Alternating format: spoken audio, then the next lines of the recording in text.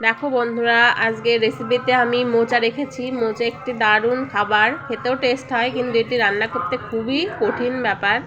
আজকে দেখো মোচার ডালনা করব বড়া করে।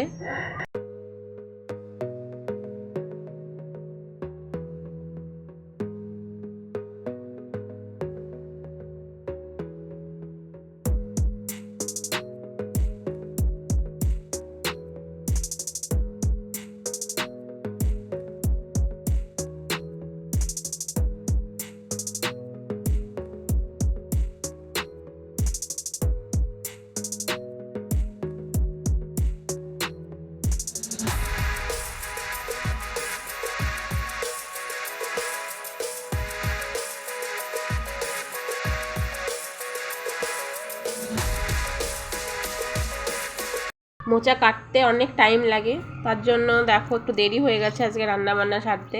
তোমরা তো জানোই মোচা কত কঠিন ব্যাপার, ছাড়াতে হবে, কাটতে হবে। ছোট ছোট করে না কাটলে আবার সেটা ভালো লাগবে না।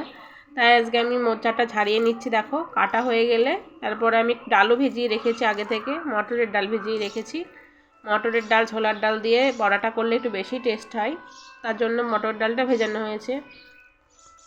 দেখো মটরের ডালটা আগে থেকে বেটে নেওয়া হয়ে গেছে। এবার আগে থেকে সেদ্ধ করে আবার সেটা থেকে জল বের করে তারপরে মোচাটাকে বেটে নিয়েছি একটু। তারপর বাটা পেস্ট একসাথে করে, লবণ হলুদ তো দিতেই হবে, সবাই জানো। সেটাকে একসঙ্গে মাখিয়ে বড়া করে নিচ্ছি ছোট ছোট আকারে। আমার মেয়ে এমনিতে মোচা খায় না, তবুও বড়া টড়া করে দিলে তো খায় একটু।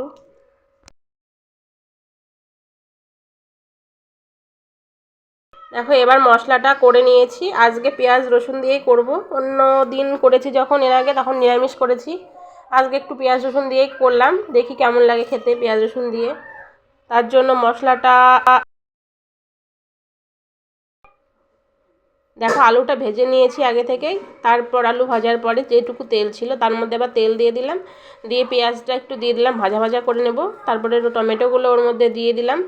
টমেটো দেওয়ার পরে আগে থেকে পেস্ট করে নেওয়া যে মশলাটা ছিল সেটা একসাথে দিয়ে দিলাম, দিয়ে একটু নাড়াচাড়া করে নেব। তাহলে তেলটা ভালো যখন ছাড়া ছাড়া হবে, তখন আগে থেকে ভেজে রাখা আলু আর বড়াগুলো দিয়ে একটু কষিয়ে নেব। দেখো যত কষাবে ততই তো টেস্ট হবে, তোমরা তো জানো সবাই, কষানোর ওপর নির্ভর করে রান্নাটা কেমন হয়।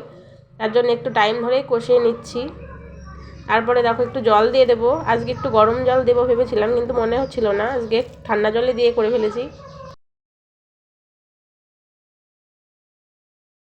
তো মোচার ডালনা এভাবেই খেতে ভালো লাগে। তোমাদের কেমন লাগে মোচা? তোমরা মোচা কে কীভাবে খেতে পছন্দ করে একটু জানিও।